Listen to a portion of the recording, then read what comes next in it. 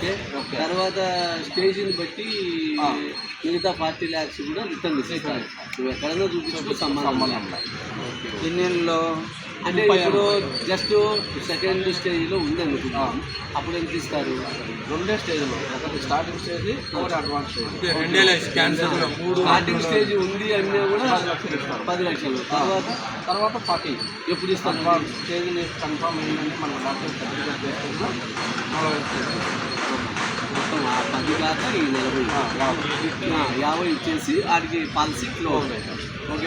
ఒకవేళ 12 సంవత్సరాలు ఆరోగ్యంగా ఉన్నాడు అంటే ఈ కట్టిన అమౌంట్ అంతా రిటర్న్స్ లేకుండా మనకు బైబ్యాక్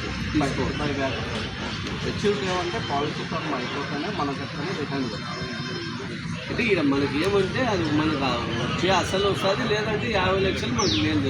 ఒకవేళ ఇన్కేస్ ఏదైనా మనకు అనుకోకుండా జరుగుతుందా పాలసీ నాన్ రీఫండబుల్ పెట్టినాడు. అందులో టాటా అయితే only cancer only cancer 50 advance కట్టుకుని 50 వరకు ఆ బిల్లు తర్వాత బిల్లు అంటే మనం తీసుకోవచ్చు.